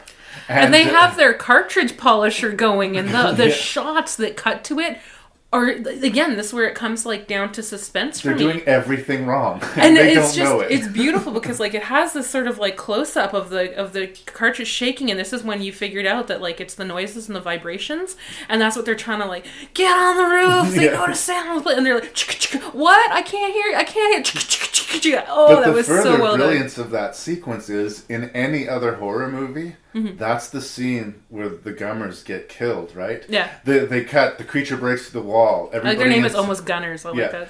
The creature breaks through the wall. They cut to everybody in town looking really crushed, and you hear in the distance crack of all these gunfires, and you're expecting that the gunfire will stop and that will be it. But no, they cut back into the rec room, and the two guys have, the survivalists have a wall full of guns, and they proceed to blow the shit out of this creature. I have such ladywood for that scene, because it was just... They were prepared, triumphant from it. And like I say, in any other movie, those two people died. That was their last scene, right? But no, they're an asset to the group. Yeah, Keaton's rule. I agree with that, because what I like about it is it shows their determination. They're survivalists. They're prepared for the worst. Yeah. And then the worst happens. They're like, well, buckle up. That's the whole attitude. There's that wonderful line he has when they're actually leaving the town. He's like, we got water and dry food for 3 years, geographic isolation, weapons and firepower to, hold off an entire battalion. And what are we set against? Underground goddamn monster. It's just it's not fair. Oh yeah, no, I thought that was so cool because again, you're saying, land sharks, right? Or as I like to call them, the sand penis. But it's such an absurd premise, and they made it work. It was so successful. We were talking, 5 movies or something, and yes, this is the best. The originals to me are pretty much always the best. But it became iconic. Dune even has the sandworms, right? Sort of thing. It's something that we're terrified of it. It doesn't even exist. Yeah. And we're so terrified of it that it's shown up in other things. It's shown up in the science fiction genre, and it's shown up, well, I guess this is kind of science fiction-y, but it's action, adventure, western. This is basically a western. With a sandstone. Everything's in the stew here. It's funny, it's scary, it's got, monster movie effects. One of the last great sort of monster movies before CGI took over everything. Yeah. There is a little bit of CGI in the movie when you see it drifting over in the sand here and there, but the actual creature itself is something made physically by artists and puppeteers. I so respect that, and I really miss that about just how we've moved to CGI, and yes, it's gotten better and stuff. Like I said, The Host, I thought that was quite well done, but for this, the building of the props and stuff, how real it looked. Giving the actors something to work with other than, what am I looking at here? Let's pretend it's a ball and a stick, it's trying to eat you. Yeah. But yeah, just the fact that when they're unearthing it, how real it looked. It had that heft to it. And when they crack that thing open and they're like, oh, the smell, you could practically smell it yourself. The realism was there. And as somebody that's always loved special effects work, and wondering how they made it, that was never really a question for me. It was almost they just went out and they got a sandworm. That's what it looked like. It looked so real. And, the gore and the grossness to it. And, even, the armored head. It was so thought out. It was very well thought out and very well put together. It was a tangible bad guy. One little fun fact here, before we move on. We should all move on soon, but Ariana Richards is in this movie. She's a little blonde girl on a pogo stick. Right. She's always bouncing up and down on the concrete, and as we've learned, that's like ringing the dinner bell for it. But interestingly, 3 years later from this, she would be defending herself from dinosaurs in Jurassic Park. Sort of feels like that Tremors was her little training ground to prepare her. She was going to spend lots of time working with creature species. Running away from but a very effective child actress. When she was scared, I believed her. And, for sure. I loved everybody in this movie. Victor Wong, we didn't really mention him. He's Walter, who runs the convenience store. Who named them graboids. Yeah. Because it's again, absurd premise and stuff like that. So what name, and that's what they call them. It became, like, it's called a graboid. But he's a weirdly stereotypical character in a way. Like, he's like this... he's like a Chinese store owner, and he's sort of like Vietnamese. always got a Vietnamese store owner, pardon me, who is always playing an angle, and you know, in a way, he's sort of like one of these irritating characters, and yet, you know what, when it erupts from the floor and grabs him, you're like, no, not Walter, right? Well, I mean, he made it a meaty character. Yeah. I think it was very much kind of one dimensional. It's like, you know, the Oriental storekeeper or whatever. That's what I was going for. But yeah, he absolutely, I think he made you care about him because you know, even when he's like trying to nickel and dime them, you know, throughout the beginning when it's sort of setting up who his character is, they care about him and he cares about them. Yeah. You know, and so I think that's why there was an emotional impact when he died. So it's a smart, funny, scary, exciting creature feature. I mean, I don't know what more you want. 5 out of 5 sandworms. I think I'm gonna like camping.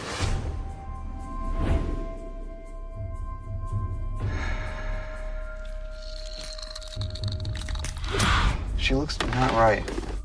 Well, what do you want to do? Turn it off. Get in the car. Pull over. Hello? Hello? Oh, sorry, I didn't. Kill me. Get inside!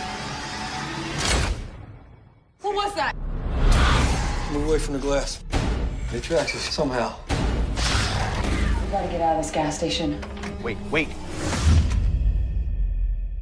Stop. Splinter actually owes a lot, I think, in its concept anyway, to The Thing, in that this creature seems sort of like a parasitic organism. But now, pokey. It's not like The Thing in that it can look like whatever it wants, but whatever it takes over, it takes full possession of. And it'll take you a piece at a time. It won't completely take over your body, but if you get a few slivers of it in your arm, it'll take over your arm, you know. And once your body is dead, that doesn't really change anything. A lot of what we're looking at, the creature in this movie, is basically mutilated human bodies being puppeted by a microorganism. Memorably, there's a scene with a police officer's corpse being puppeted and just smashing her face repeatedly against the glass of this gas station. That was some awesome gore. It's and again, they centralize most of the action takes place in this one gas station, and that's sort of where you can tell it was a low budget movie. Like, the bulk of it will be one location, and we have basically 3 actors for the most part of the movie. Again, small cast, isolated. I thought they did well in that way with what they had.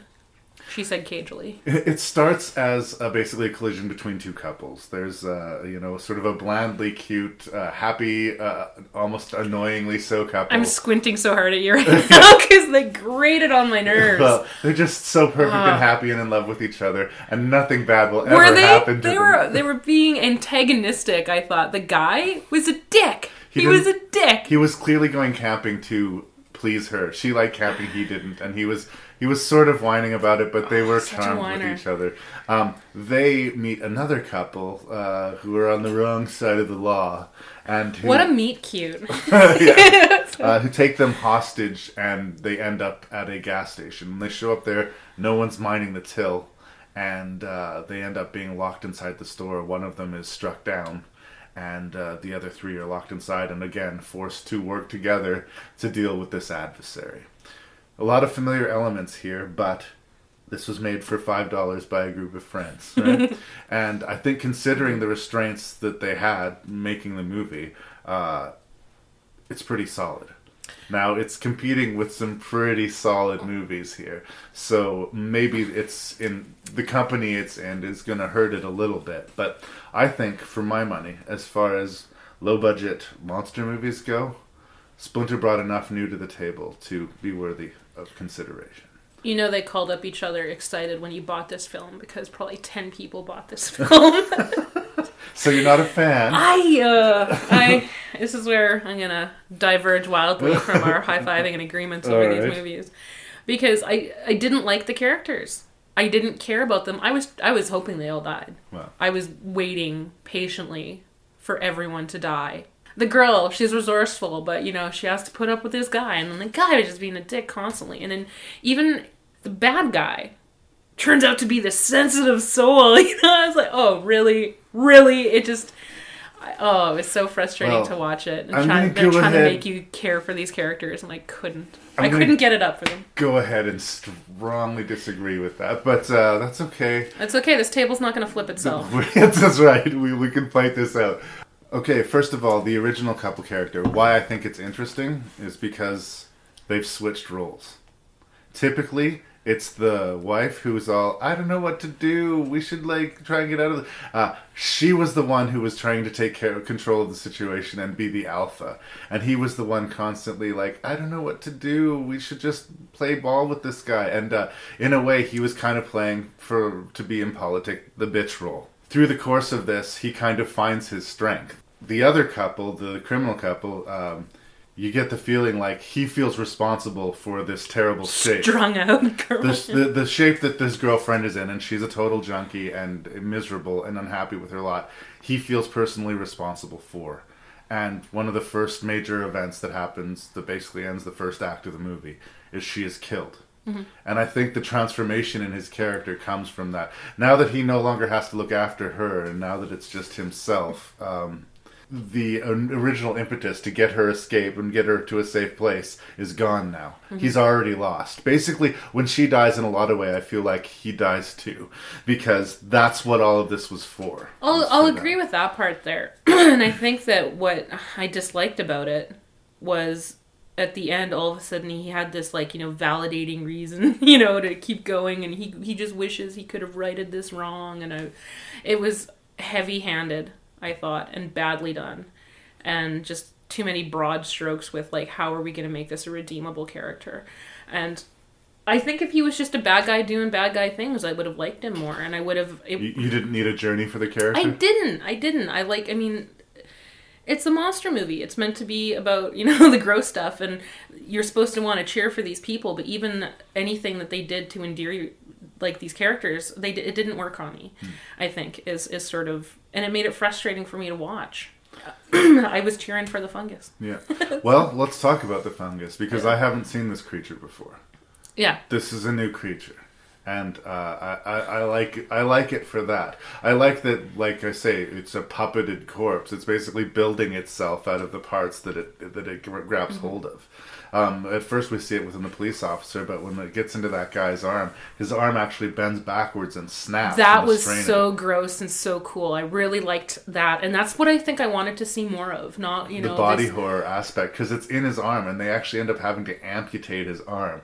That was a brilliant scene. Yeah. Like you were saying, it's low budget and stuff like that. I thought, especially with the build up of do I want to do it? Do I do it? I liked that so much. An added step of having to break his arm first so that they can cut the arm, right? It's just... Once they started looking at it sort of logically and how do we deal with this and how much do they want to survive, that's when I actually started getting invested in it. And I was like, would I be able to do that if I was in that situation? Yeah. Because it could happen, right? And I didn't think they were overly stupid about it. The guy got too close to it and was basically making a study of that little piece that got in the door. But they figured out it couldn't see them when they were in the cooler. And they figured out, They took a while to get to that, though, yeah, I thought. And it took a while, and they, the little slivers that it shot out were sort of how it did its business.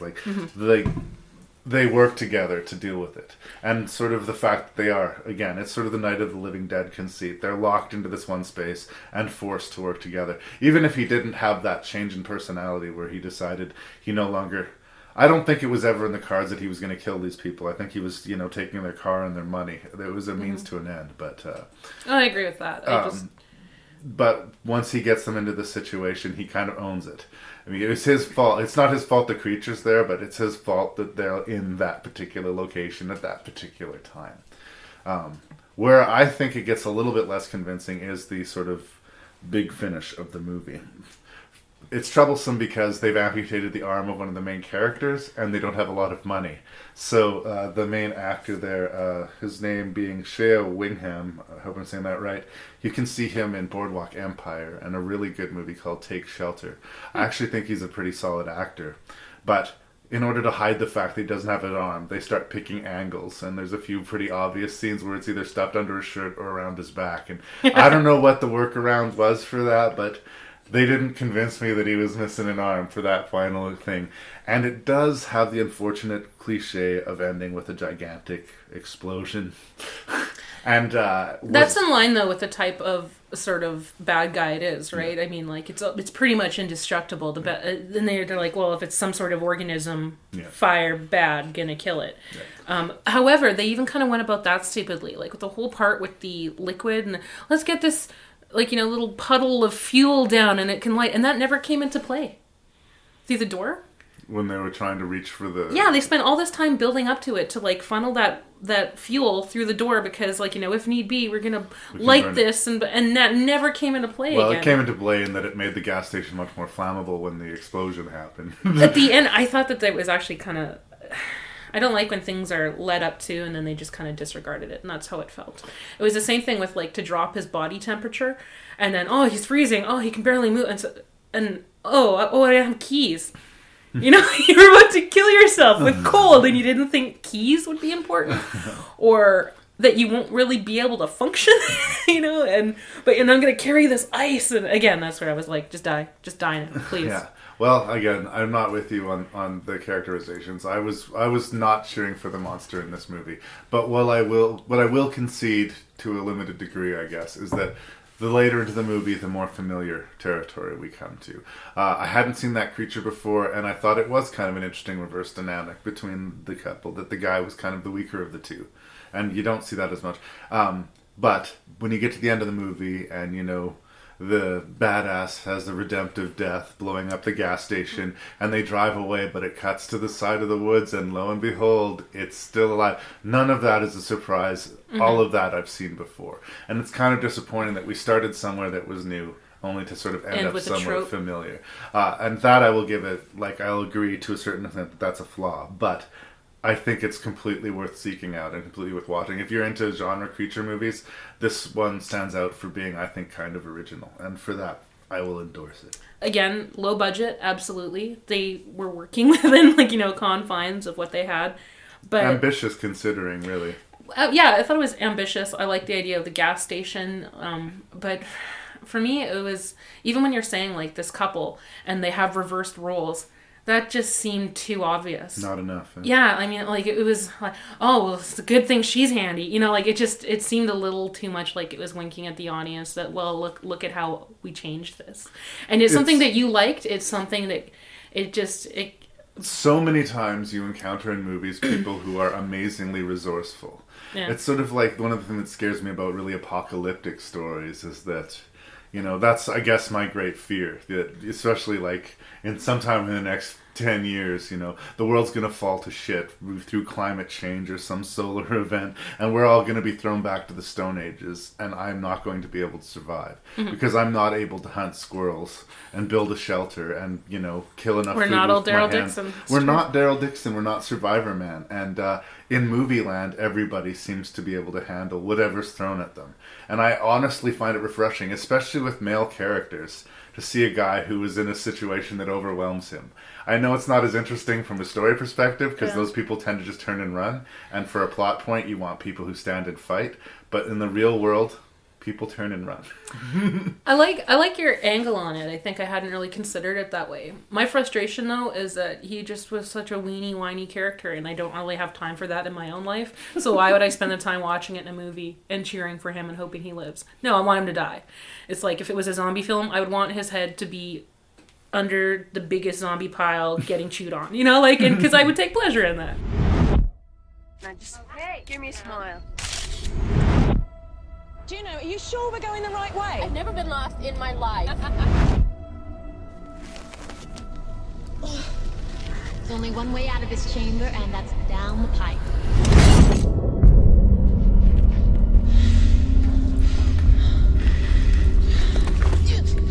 I'm stuck.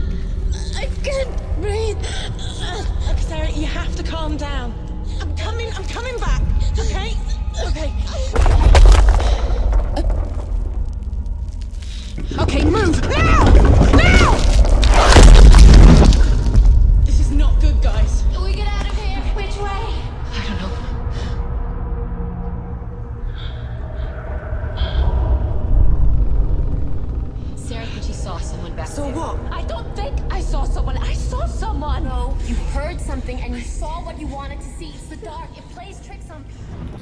So, I think that a really cool double feature would be, if you're wanting like a creature feature double feature night, would be mouthful. The Thing and The Descent.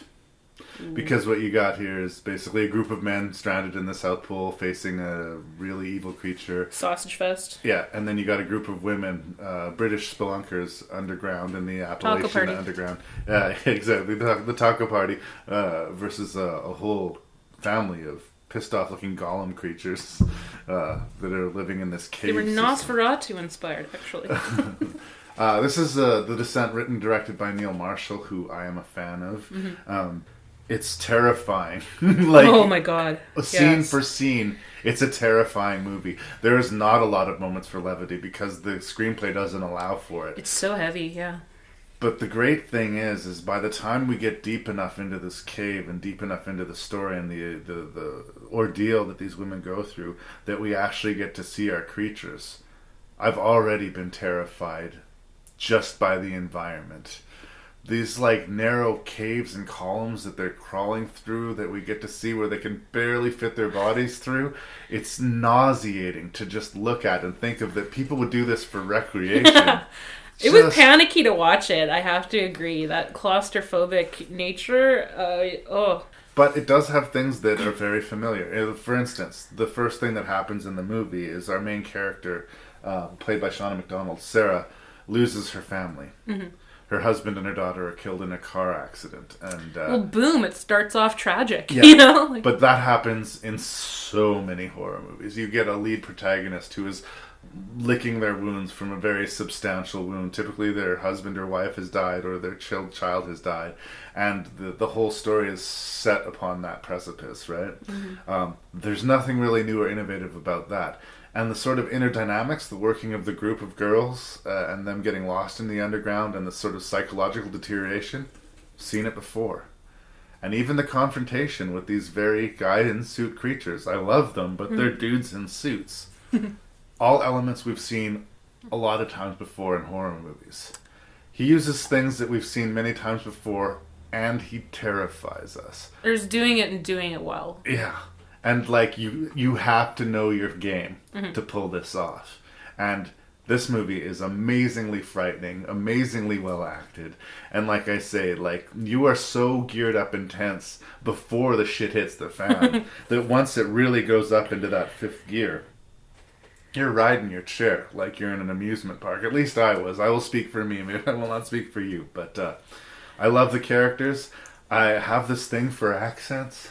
So having a movie populated by, like, yes, my penis has a thing for accents, apparently. Having a movie that is just a bunch of, very fit British ladies top draw. Did it for me. Yeah, it's very tough. So yeah, I'm foaming at the mouth over The Descent. A year after this tragic event, which opens the movie, her friends get together and decide to take her on this sort of adventure to try and sort of break her out of her cell. God, get over it. It's been a year since your family died and you almost died. It's complicated by this woman, Juno, who we learn through the plot as I was actually having an affair with the husband who had died. Spoilers.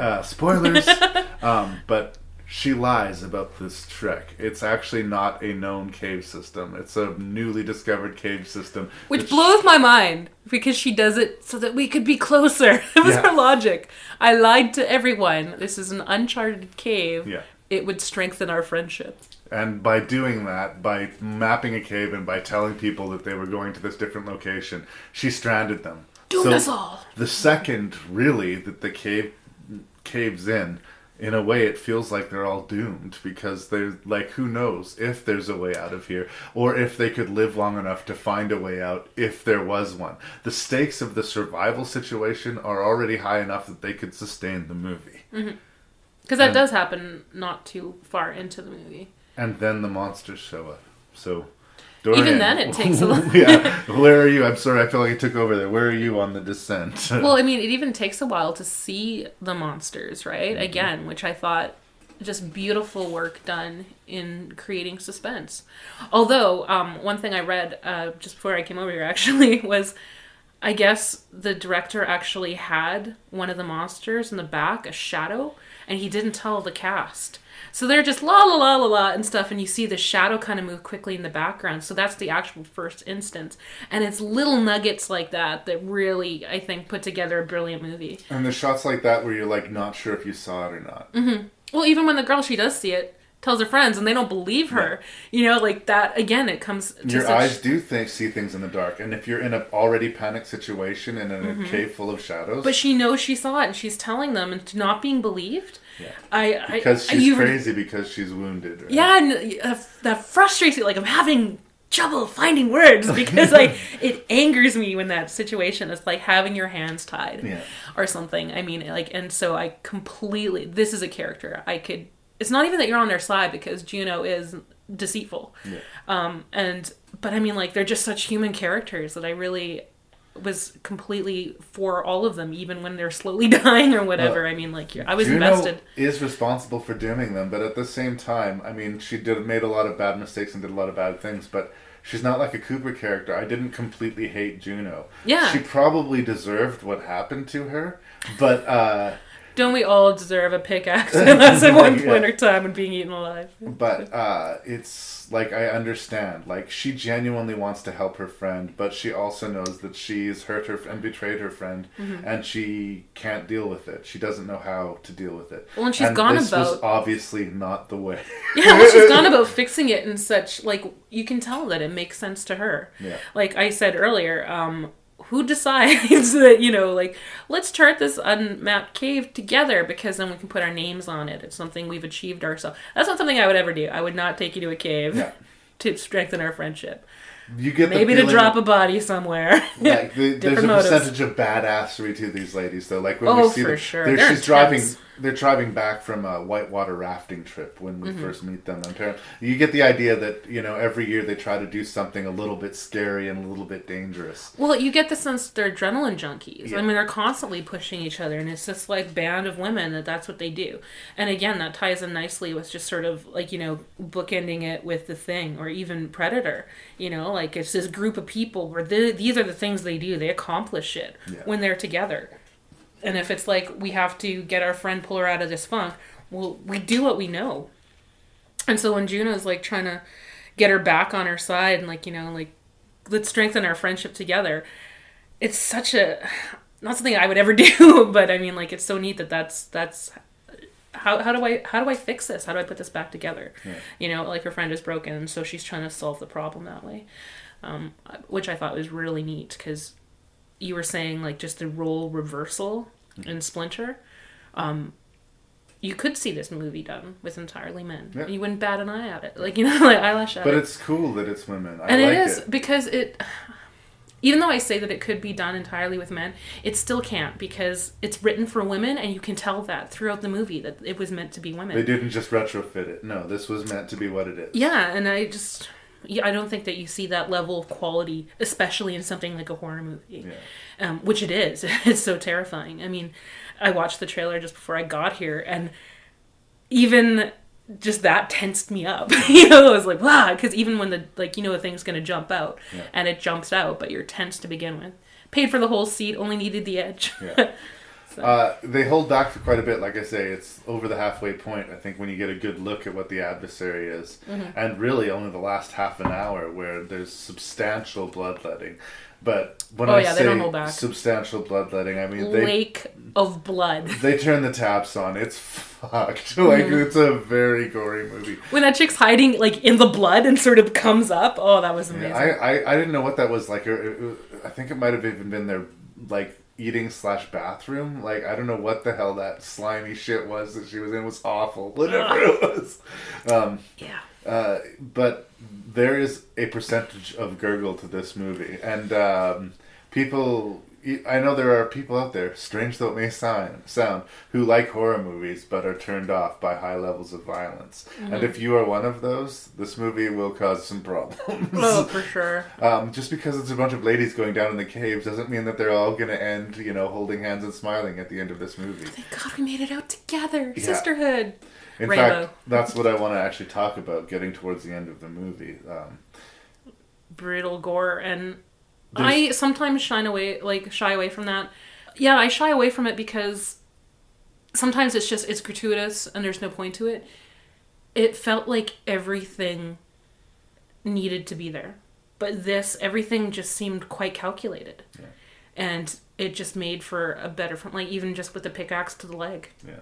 You see her decide to do it. Yeah. Basically. And it's necessary to how the movie plays out. A familiar template that I've been seeing more and more, actually, in horror movies in the last 10 years or so is the sort of death by human error. The accidental death. Mm-hmm. After the first major attack by the creatures where the girls are fending them off, Juno is grabbed from behind by one of her friends after having just been attacked, and she spins around and inadvertently drives this pick through the throat of her friend. That's bad enough, but this is sort of the crucial crux of Juno's character. Having done that, she's killed her friend. Like, her friend is dead. But in typical Juno fashion, she won't face it. Yeah. She walks away and lets her bleed out alone.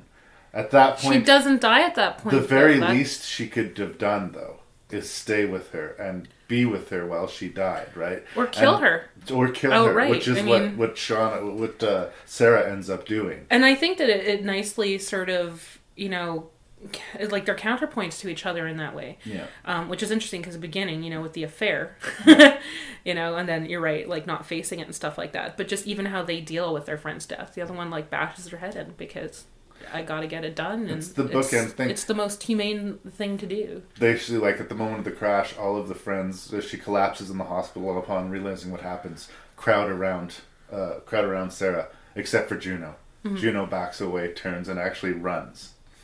And that character flaw stays true to her end. That's sort of her fatal flaw in a lot of ways. Well, the fact that it's such a mental game from the opening credits, essentially, like all the stuff she's gone through.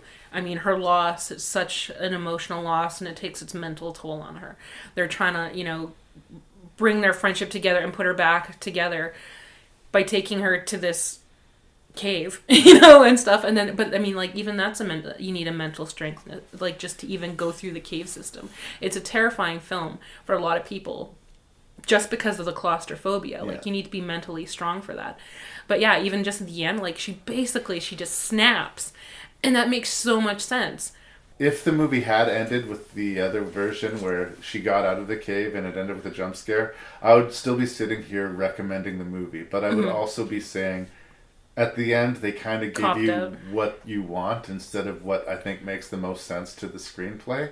But I would still give it an enthusiastic thumbs up. With the ending as it is, and dismissing the sequel as just a cash grab that can be forgotten, The Descent is just a fan-fucking-tastic creature feature. What about, like, are there other ways in? Are there, like the other people have gotten lost and eaten? Because these creatures have been down there for a long time. Somehow they're eating something. It's implied that they hunt on the surface, too. They find a mutilated deer when they're going towards the cave system, right? So it makes, like, I figure, like, there's got to be other ways out, other ways in. Yeah. But to find, like, this old spelunking gear and, like, those people obviously died. And I'm sure there was a way out, but how would they find it without a map, right? Without living there and being those things that the crawlers that they could go anywhere. I really liked that ending, even though it left me feeling horrified. Like, oh god, shit, there's no recovery. Yeah. There's no way to come back from that. And then to hear there was a second one, like, what if you were in that situation, if you were already dealing with so many things on, like, this intense mental level, your brain, it's going to go to fantasy. How, like, you're going to die, we're just going to take a break. Yeah. We're going to take a nice break. And it was that emotional impact, too, of her daughter.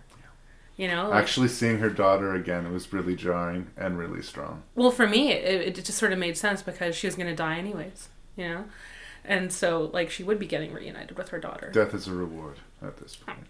Yeah, and I think that was, like, again, it's that emotional freaking impact that this entire movie did. Like, it just carries you, and, like, my hands are a little fist right now, even just talking about it, So definitely, we like The Descent? Definitely, well, your thumbs are up. So.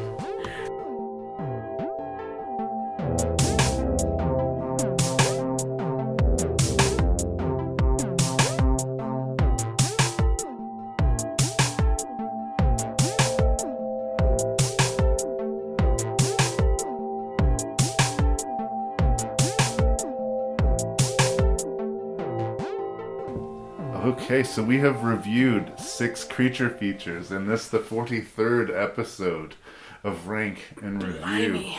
And it is your time, Dorian, to rank these movies from your least favorite to your favorite. Dun, dun, dun. It's exciting. Thank you so much for doing the show. I think that it went quite well, even though we don't know how they rank yet. I'm getting a feeling like we're not going to go 6 for 6, but... I'm panicked. I'm panicked, afraid, alone, at the bottom of a crevasse, shivering, naked. Oh, sorry, that's my own poetry. All right.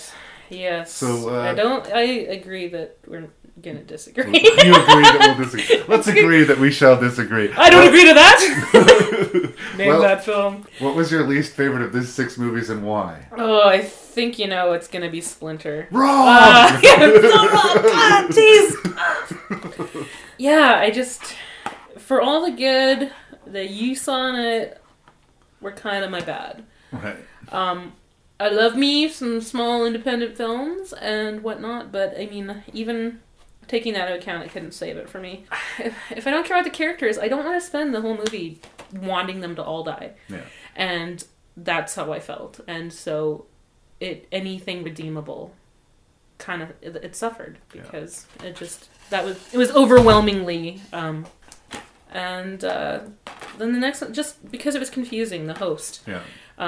It seemed like it was trying to be 6 movies in one, and for what it had going for it, again, didn't save the rest of it. Again, it could be language, cultural barriers, whatnot, but there were some really, like, cute parts to it, like, you know, like the little girl saving, again, I don't know if you call that cute, but just the fact that look at her dying to save that child. That's adorable. Saving a smaller, even slightly cuter child. Pretty much. But yeah, it was just... That is adorable. Isn't it? And after that, I'm going to go Predator. Like I said, it's one of my favorite films, but in sort of within these 6, it's constantly sort of commented on this film as it's a thin plot. Yeah. But I mean, it was Rocky versus E.T. was how this movie got made. That's how it was pitched. Really? You didn't know that? No. And again, like, sort of the winking, the whole, yeah, these muscles, these pecs are gonna destroy it. Again, partially why I love it. Yeah. But yeah, I think that compared to just how the next ones just sort of had meteor content. Right. Then I would go Tremors. Because Tremors had kind of everything that makes it... It was the comedy aspect, you know, the unexpected comedy. And if you look just even at it, it's got like this giant, you know, set of teeth. Creature thing, yeah. Yeah, it's like it's meant to be terrifying, but then it had you laughing along with it, and I really liked the characters. They were quite fleshed out. If a character makes you laugh, it's like the shortest journey to make you like them, right? Oh, and almost everybody makes you laugh or smile before the shit hits the fan. So exactly. The stakes are there, and the comedy is there. So. And then the thing has my heart, and maybe that's just because Kurt Russell. He can wear a beard, can't he? Oh my god, I do like me some beard. I'm working on it. You're getting there. But yeah, he's just so good in what he does, and just the pairing with John Carpenter. I think they have similar visions for how something's supposed to come across, and it just was so effective in doing that. Definitely one of my favorite films, and really... I think that this was actually the reason why I chose this pack. Yeah.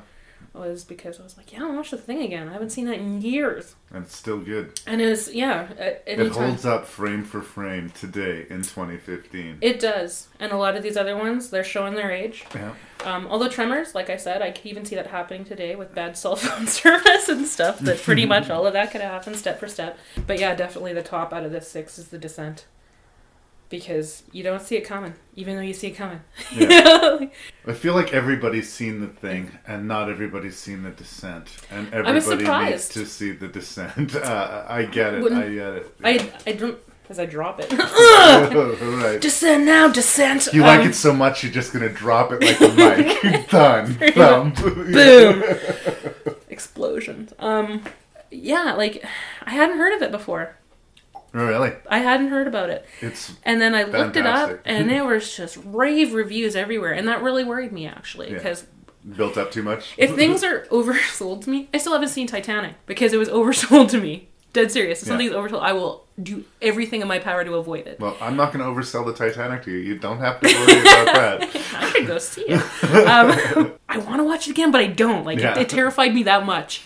And so I have, like, the most physical reaction to all the movies, to The Descent. I think that's why it has to be number one. Yeah. Because it's got everything. Well, I love introducing people to The Descent. I've shown this to a lot of people who haven't seen it before, and I haven't had anybody, you know, say they didn't like it. I've had a few people not like it as much as I, and said, I'm glad I watched it. I will never fucking watch it again. Yeah. But, yeah, that's it. We're pretty close, actually, in a lot of respects in this list, but no prizes are going to be given today. I actually put The Host in 6th place. I'm going to drop a caveat, though. I think that if you like creature features or horror movies enough to listen to this podcast about creature features, all of these movies, if you haven't watched any of these, put it on your to-do list. Larry's going to say that. For me, I put The Host on the bottom, but I'm saying it's at the bottom of a very strong list of movies as far as I'm concerned. Agreed. It's got to get ranked. Yeah, so there it is. It's at the bottom. Check it out. You're not going to see a movie like it. It is very original. Like, check it out. Original usually gives extra points for Larry, but in a way, because it was original scene by scene instead of just all by itself, it kind of got a little bit Let's distracting. string this together. I have 7 unfinished manuscripts. Let's just tie them together. Yeah. Splinter is the one movie that we disagreed about, but I don't think we disagreed vehemently. No, we're not going to lose our friendship over this. I'm going to throw it out on the street and drive over it. So no, it's mine. You can't have it. Like I say, have my own personal biases I bring into it. I like originality, and I have a lot of respect for people who don't have a lot of money and do an ambitious horror movie, you know? You need to get your hate on. Yeah. You have to embrace the hate. I don't hate Splinter. Now we're going to get more into the same page. I put Predator in 4th place, and it actually hurt me to put Predator in 4th place. It's on the bottom half of this. It just doesn't seem right. And maybe like this placement and the placement of Tremors could flip-flop a little bit. But for me, I almost did the same thing. Predator turns into the creature feature at almost the halfway point of the movie. And I think that's what made me bring it back to the 4th position behind Tremors. Because really the movie really kicks in after that first attack on the camp. And they take the prisoner and they're working their way back to the It's almost like 2 different films though, I said, right? Like... And that second film, they're both good films, but the second film is way better than the first, I think. And even more painful, actually, is the fact that Tremors is number 3. Right? But I love Tremors so much. I really, really, really do. And maybe if, you weren't a teenager in the 90s, it's not going to hit you in that exact same way that it hit me. But I have a positive memory of watching it for the first time, just randomly with my dad. And... rewatching it was delightful, and I think one of the reasons that you and I really agree on what an awesome film it is because we have similar senses of humor. Yeah. And so even just like how that was interlaced throughout the film was just so beautifully done that it's like, God, this is such a weird film that I'm laughing throughout it, and then somebody got sucked into the ground. They find like that decapitated head, and are like, oh, murderer! And just the creature itself is really, really, like, we hadn't seen a creature like that. And I haven't really seen a creature like that since. I mean, sequels notwithstanding. Yeah. I love Tremors so much. I wish I could put it at number 1, but it would be dishonest. I put The Descent in 2nd place. Dun, dun, dun! I love me some Neil Marshall. I really do. And I do think this is his high watermark. And really, like... It's only because I consider the thing like the best thing that Carpenter did, and that it went unsung for so long, and like it's just got so much about it that was like groundbreaking, and that it earned its place, in horror history. But Descent is a straight-up classic as well. And like I said when we did the review, I think it would be a delicious double feature, actually, The Thing and The Descent. Maybe you wouldn't sleep well that night. But, yeah, that's true. Neil Marshall made a permanent fan out of me, with this movie. He's been doing a lot of episodes of Game of Thrones these days, and I kind of want him to get back to doing feature films. But I will watch anything that he produces, even if he drops a few stinkers. The fact that he made The Descent earns him a place that I will watch his next movie. And I don't say that about a lot. You hear that, Marshall? This movie saved you. Yeah, that's right. That's right. But the thing, man, I think that it's the special effects and that memory I have of a child, of that dog in that kennel, that just is just... It lives in some corner of my brain at all times. It's just there, you know. Fueling your night terrors. I'm a dog person too. I just love the shit about of dogs. Like there's such shit. They're such great creatures. They're man's best friends. They love you in a way that cats just don't. You know, they love you with the same energy that cats hate you. Yeah. Cats may be like self-reliant, and they'll, you don't have to potty train them, and they'll bath themselves. But, you leave the house for 10 minutes and come back, and the dog thinks you're home from the war. Like, you just love you so goddamn much. And that level of horrible violence put on those dogs really, really sort of traumatized me. And the practical effects that Rob Bottin did are just, like I said, the movie was made in the early 80s, and like... It looks great today. There's a scene early in the movie where Kurt Russell's playing a computer chess game, and it's like one of the few things in the movie that looks really bad and dated. But for the most part, like if this movie came out today, you'd almost believe it. Yeah. And I couldn't think of a bigger compliment to pay the movie, really. I read an interview with John Carpenter, and he said that he really wanted to make a movie, talking about The Thing, obviously, where the creature wasn't just a guy in a suit. Mm-hmm. And he even talked about Alien, as fantastic a creature feature as Alien is. At the end of the day, it was still a dude in a suit, right? Predator. And Predator's a dude in the suit. The things in The Descent are dude in the suit. This creature is whatever it needs to be from scene to scene, and it looks photoreal to us. Mm-hmm. Well, just even that scene with the blood. Yeah. How you mentioned the blood itself jumped its out own and thing, screamed. There's so much going on in this movie. I had to put it at number one. I'm afraid I can't give you a prize this time, but if you come back again and we match 6 for 6 or we match 0 for 6, you might come away with a prize. That's good to know. Thank you so much. A little Dorian. Ominous on what it could be. Horror film stuff. Here's a prize. Is it a bucket of blood? Yeah. Is it a bucket of blood? Yeah. Not fake blood either. That's easy. I assume. Thank you so much. Is there anything you would like to plug to the people on the interwebs? I know you're involved with the burlesque group in town, and you're constantly doing shows. Is there anything you want to pitch, or you got a website where people can see your schnoobs or something? Define schnoobs. You can't just make up words and assume that I know. It sounds rotund. There's 2 of them, and they're several inches above your taco. Buns? Terrible. Well, I don't really have anything to pitch. I haven't worked with... I thought we'd start and end with sexism in this episode. That was important. There's a lot of love in the garage right now. Thank you so much, Dorian. There was nothing you wanted to plug? You're good that way? No. Let me drop this mic. Boom!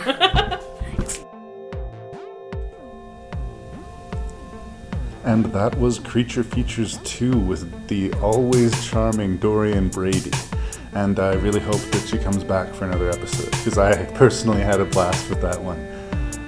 I hope you did as well, and I hope you have some feedback to give me, because if so, you can write me at rankandreview@gmail.com. There is, of course, the Facebook page, and there's the iTunes page where you can download the podcast and you can leave a review. And if you leave a 4 or 5-star review, that's very helpful for me finding new listeners, and I would really appreciate it. Until next time, you guys, this is your host and random Canadian Larry Parsons saying thank you so much for listening to Rank and Review.